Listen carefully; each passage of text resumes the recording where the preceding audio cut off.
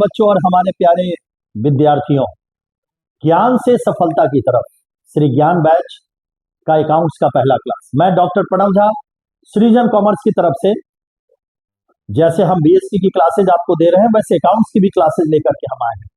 बच्चों, मैंने सिलेबस की क्लास इसके पहले वाले वीडियो में आपको दिया था और मैं आज आपको बता दूं कि आज हम लोग सिस्टमेटिकली अकाउंट्स की क्लास स्टार्ट करें।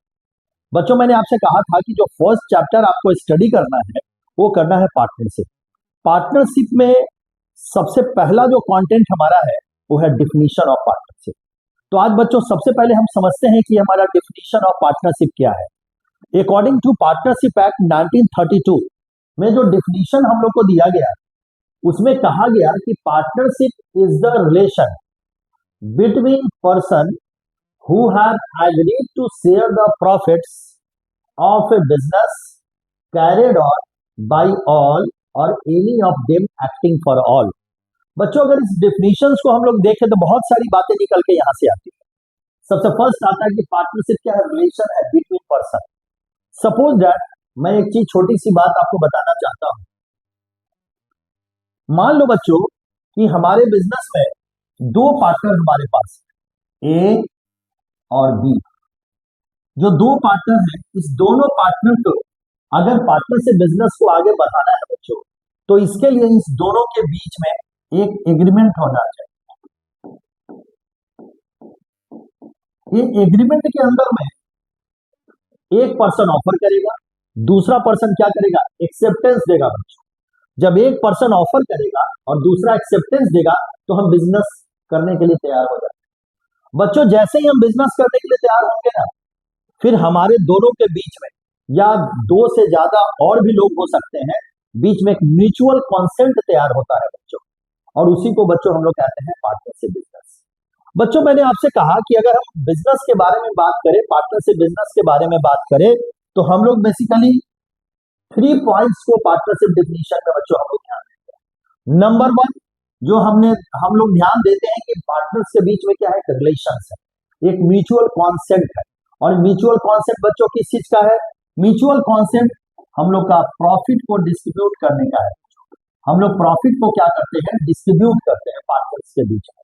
बहुत सारे बच्चों का प्रश्न आता है कि सर अगर प्रॉफिट डिस्ट्रीब्यूट नहीं होगा, कोई पार्टनर कहता है कि मुझे प्रॉफिट नहीं चाहिए, तो क्या पार्टनरशिप बिजनेस फॉर्म करेगा क्या? नहीं बच्चों, पार्टनरशिप बिजनेस किसी भी हालत में फॉर्म नहीं करेगा। पार्टनरशिप एक्ट 1932 सेक्शन 4 में बात क्लियर कह दी गई है कि पार्टनरशिप में कम से कम 2 लोग होंगे और 2 से ज्यादा लोगों के बीच में म्यूचुअल कॉन्सेंट होगा। और सबसे पहला काम बच्चों होना चाहिए प्रॉफिट का डिस्ट्रीब्यूशन का। हम लोग बच्चों जैसे जैसे क्लासेज आगे बढ़ेंगे वैसे बात करेंगे कि प्रॉफिट के डिस्ट्रीब्यूशन का हमारे पास 3 तरीका है। नंबर 1 कि अगर आपने पार्टनरशिप डीड बनाया हुआ है, आपके पार्टनरशिप डीड में वो चीज ऑलरेडी पहले से मेंशन की गई हुई है बच्चों, तो हम उसके अकॉर्डिंग टू प्रॉफिट्स को डिस्ट्रीब्यूट करेंगे। बाय द वे, अगर हमारे पास पार्टनरशिप डीड नहीं है बच्चों, तो हम लोग जो हमारे पास जो in the absence of partnership deed का जो रूल्स है कि हमें प्रॉफिट और लॉस को इक्वली डिस्ट्रीब्यूट करना है, वैसे डिस्ट्रीब्यूट करेंगे बच्चों। और थर्ड है हमारा कैपिटल रेशियो। तो जो ये थोड़ा सा प्रैक्टिकल से फॉर्म है, इसको हम लोग आगे एक एक करके डिस्कस करेंगे। अभी हम लोग को पहले डिफिनीशन को समझना है बच्चों।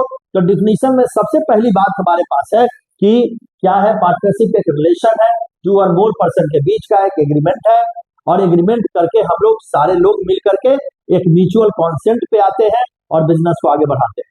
बिजनेस का सबसे पहला प्राइम ऑब्जेक्ट है कि हम लोग को क्या करना है, प्रॉफिट को डिस्ट्रीब्यूट करना है। और तीसरी सबसे बड़ी बात बच्चों कि मान लो कि ए है, बी है और सी है, ये तीनों लोग बिजनेस करना चाहते हैं। डिसीजन लेने का राइट सबको है, तीनों लोग मिलकर के बिजनेस बच्चों चला सकते हैं। या सी चाहे कि हम अकेले बिजनेस करेंगे तो वो भी कर सकता है, बी और सी मिलकर के भी डिसीजन ले सकता है। कहने का मतलब है बच्चों की बिजनेस जो होगा पार्टनरशिप का, उसमें सारे पार्टनर्स मिलकर के भी बिजनेस कर सकते हैं और कोई एक पार्टनर्स भी डिसीजन ले सकता है। तो अगर हम डिफिनीशंस की बात करें तो मैंने क्लियर तौर पे आपको सारी बातें आपके सामने रख दी है कि partnership relation between person who have agreed to share the profits of a business carried on by all और any of them acting for all, सबके द्वारा या सब में से किसी एक के द्वारा भी चलाया जा सकता है। ओके बच्चों, अब हम बात करते हैं इसके फीचर्स की। अगर बच्चों पार्टनरशिप के फीचर्स की हम बात करें, ये बहुत ही इंपॉर्टेंट क्वेश्चन है। मैं बिहार से हूं, तो मैं प्रयास करता हूं कि जो हमारा वीडियो है वो बिहार बोर्ड के बच्चों के लिए भी हो। तो जहां तक बिहार बोर्ड के बच्चों का प्रश्न है, तो मैं आपको बता दूं कि ये तो क्वेश्चन आना ही आना है। जितने भी एग्जामिनेशन होते हैं सारे एग्जामिनेशन में क्वेश्चन आते हैं, लेकिन सीबीएसई का जो स्टैंडर्ड होता है वो हाई होता है और सीबीएसई अलग तरीके से सोची जाती है। तो मैं प्रयास करता हूं कि वो सारी चीजें मिले, सीबीएसई के बच्चों को भी मिले, बिहार बोर्ड के भी बच्चों का कॉन्सेप्ट क्लियर हो। तो अगर हम फीचर्स की बच्चों बात करें, क्या कंटेंट की बात करें, टू और मोर पर्सन। अब ये टू और मोर पर्सन कहने का क्या मतलब है बच्चों? कम से कम कितने लोग होने चाहिए? दो। दो से कम पे तो पार्टनरशिप बिजनेस हो ही नहीं सकता है, तो कम से कम दो लोग होने चाहिए। और अगर हम कंपनीज एक्ट 2014 की बात करें, तो बच्चों हम कह सकते हैं कि मैक्सिमम नंबर ऑफ पार्टनर्स कितने होने चाहिए? 50 होने चाहिए। तो अगर आपके क्वेश्चंस में आए कि मिनिमम नंबर ऑफ पार्टनर्स कितने होने चाहिए? दो, और मैक्सिमम नंबर ऑफ पार्टनर्स कितने होने चाहिए? 50। सेकेंड बात करते हैं एग्रीमेंट। एग्रीमेंट का मतलब क्या है बच्चों? एग्रीमेंट का मतलब है कि जब पार्टनर्स एक दूसरे के साथ जब बिजनेस करना शुरू करता है, तो एक म्यूचुअल कॉन्सेंट की बात करता है, आपसी सहमति की बात करता है बच्चों। तो जब वो आपसी सहमति की बात करता है, म्यूचुअल कॉन्सेंट की बात करता है, तो बहुत सारी बातें हैं जो पार्टनर को बात करनी होती है। पैसा कितना लगेगा, प्रॉफिट किस रेशियो में डिस्ट्रीब्यूट करेंगे, कौन सा पार्टनर नया हम लाना चाहते हैं, रिटायर होगा तो कैसे, बहुत सारे रूल्स रेगुलेशंस हैं बच्चों। कैसे हम बिजनेस को चलाएंगे, अपने बिजनेस का एक चार्टर्ड कैसे तैयार करेंगे, एक बिजनेस का आर्टिकल्स कैसे तैयार करेंगे, इसके लिए हम लोग को एग्रीमेंट बनाना होता है बच्चों। एग्रीमेंट ओरल भी हो सकता है, एग्रीमेंट रिटन भी हो सकता है। रिटन एग्रीमेंट के बारे में हम आगे बात करेंगे। तो अगर आप ओरल एग्रीमेंट करते हैं तो कुछ परेशानी आ सकती है, तो अगर इस परेशानी से दूर हटना है बच्चों, रिटर्न एग्रीमेंट कर लो, कोई दिक्कत नहीं है। स्टाम्प पेपर मंगवाओ कोर्ट से, रिटर्न एग्रीमेंट कर लो, बिजनेस करो, किसी तरह की कोई परेशानी आपको नहीं है। थर्ड कहता है लॉफुल बिजनेस। बिजनेस बेटा अकॉर्डिंग टू लॉ होना चाहिए। जिस चीजों को गवर्नमेंट ने या किसी ऑर्गेनाइजेशन ने कहा कि नहीं ये बिजनेस सही नहीं है, ठीक है, उस बिजनेस को हम लोग नहीं करेंगे, किसी भी हालत में नहीं करेंगे। फोर्थ कहता है प्रॉफिट शेयरिंग। प्रॉफिट शेयरिंग तो मस्ट है, होना ही चाहिए। हर पार्टनर क्या करेगा, एक दूसरे के साथ क्या करेगा, प्रॉफिट्स को क्या करेगा, डिस्ट्रीब्यूट करेगा। इसी तरह से बच्चों म्यूचुअल एजेंसी। अगर कोई पार्टनर वर्क करता है, तो अगर उस पार्टनरशिप में अगर कोई पार्टनर अगर डिसीजन लेता है, तो उस डिसीजन के लिए रिस्पॉन्सिबल दूसरा पार्टनर भी होगा बच्चों। कहता है कि no separate agency, partnership business और पार्टनर्स, सीधी सी बात है, दोनों एक दूसरे के साथ जुड़े हुए हैं और दोनों एक दूसरे के साथ मिलकर के क्या करते हैं, काम करते हैं। जितनी भी रेस्पॉन्सिबिलिटी है जो पार्टनर की है वो पार्टनरशिप की है, और पार्टनरशिप की जो है वो पार्टनर की है। अनलिमिटेड लायबिलिटी, हर पार्टनर की लायबिलिटी अनलिमिटेड है। अगर फर्म हमारा डेट में जाता है, लॉस में जाता है, तो आपकी जो लायबिलिटी है, आपका जो दायित्व है, वो अनलिमिटेड है। जब तक आप अपने सारे क्रेडिटर्स का पेमेंट नहीं करेंगे, अपनी लायबिलिटी का पेमेंट नहीं करेंगे, तब तक बिजनेस को आप वाइंड अप नहीं कर सकते हैं बच्चों। इसके लिए हम लोग जब आगे सिलेबस में बढ़ेंगे, हम लोग पढ़ेंगे dissolution of partnership. No transfer of interest without consent. बिना पार्टनर के सहमति से आप अपने शेयर को, अपने इंटरेस्ट को किसी दूसरे को ट्रांसफर नहीं कर सकते। That is the features of partnership. अब बात करते हैं बच्चों आगे। मैंने आपसे कहा कि पार्टनरशिप बिजनेस में अगर हम रिटर्न एग्रीमेंट कर लेते हैं तो ये बहुत अच्छी बात होती है।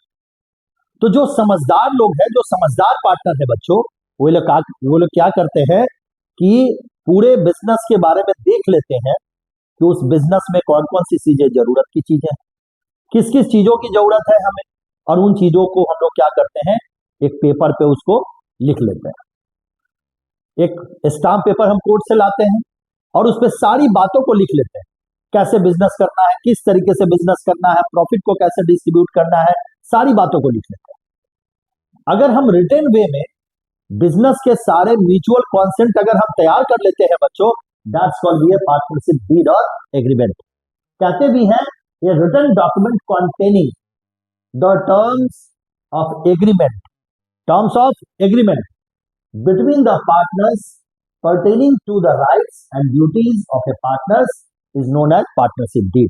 हम जो पेपर तैयार करते हैं, एक ऐसा पेपर जिसमें एक डॉक्यूमेंट हम तैयार करते हैं, किस चीज का बच्चों, टर्म्स ऑफ एग्रीमेंट्स का, और उसमें कौन इस पार्टनर के क्या राइट्स हैं, क्या ड्यूटीज हैं, वो सब कुछ हम वहां दिखलाते हैं, ठीक है। और जो चीजें हम लोग रिटन डॉक्यूमेंट जो तैयार बच्चों करते हैं, इसको हम लोग क्या बोलते हैं, पार्टनरशिप डीड और एग्रीमेंट। इसके बाद बच्चों एक छोटी सी बात और हम करेंगे कि भाई ये जो पार्टनरशिप डीड बनता है, इसमें कौन कौन सी चीजें जरूरत की चीजें, बहुत सारी चीजें आप यूज कर सकते हैं, मैंने कुछ पीपीटी आपको दिखलाया है, लेकिन अगर हम बात करें पार्टनरशिप डीड में क्या क्या चीजें कंटेंट होनी चाहिए बच्चों, पार्टनर का नाम क्या है, पार्टनर कौन है, पार्टनर ने कितना पैसा लगाया है, प्रॉफिट का डिस्ट्रीब्यूशन हम कैसे करेंगे, हमारा बैंक कौन सा होगा, हमारा ऑडिटर्स बच्चों कौन सा होगा, हम पार्टनरशिप बिजनेस में अगर कोई नया पार्टनर लाना चाहते हैं तो क्या रूल्स रेगुलेशंस होगा, रिटायर होना चाहता है पार्टनर तो क्या रूल्स रेगुलेशंस होगा बच्चों, कोई पार्टनर डेथ करता है तो हम उसका सेटलमेंट बच्चों कैसे करेंगे, पार्टनर को डिसॉल्व करना है तो हम कैसे करेंगे, और भी बहुत सारी चीजें जो आपको लगता है कि जो आपके बिजनेस से जुड़ा हुआ है, बिजनेस के लिए जरूरी है, उन सब चीजों को बच्चों हम लोग क्या कर सकते हैं, यहाँ पे रिटन में लिख सकते हैं, और उसके बाद दोनों पार्टनर उसके ऊपर सिग्नेचर करेगा, और सिग्नेचर करके बच्चों हमारा पार्टनरशिप डीड का कंटेंट तैयार हो जाएगा। जैसे ही आपके पार्टनरशिप डीड का बच्चों कंटेंट तैयार होता है, अभी आपके लिए चार्टर्ड हो गया, ये आपके लिए आर्टिकल्स ऑफ पार्टनरशिप हो गया, आपके लिए डॉक्ट्रिन ऑफ पार्टनरशिप हो गया, और पूरा पार्टनरशिप बिजनेस आपके इसी के अकॉर्डिंग टू चलेगा। बच्चों आज की वीडियो में हम लोग इतना आपको दे रहे हैं, अभी क्लासेज हमारी शुरू हुई है, हम धीरे धीरे कभी थोड़ा बड़ा वीडियो भी आपको प्रोवाइड करेंगे, और जब थ्योरी प्रैक्टिकल सब मिक्सअप आपको वीडियो मिलेगा, आपका पूरा प्लेलिस्ट यूट्यूब चैनल पे बन चुका हुआ है, आप यूट्यूब सृजन कॉमर्स के यूट्यूब पे जाइए और ये सारे वीडियोज आपको वहां पे मिलेंगे।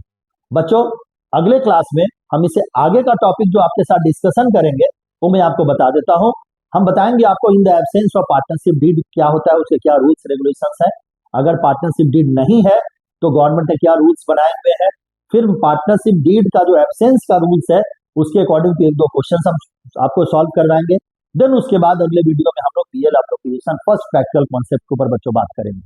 मेरा नाम डॉक्टर प्रणव झा हुआ बच्चों, मैं सृजन का डायरेक्टर हुआ, और हम लोग प्रयास कर रहे हैं कि आपको जो सुविधा चाहिए ऑनलाइन के मोटिव पे वो सारी चीजें आपको मिले। आप हमारे क्लासेस को ज्वाइन कर सकते हैं, हमारे यूट्यूब चैनल्स को देख सकते हैं, वीडियो देख सकते हैं, नोट्स हमारा आपको प्रोवाइड होगा, आप हमारे कॉन्टेक्ट नंबर पे व्हाट्सएप नंबर पे आकर हमें मैसेज कर सकते हैं बच्चों।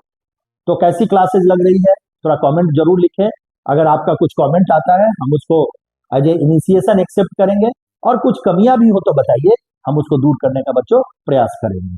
थैंक यू, धन्यवाद।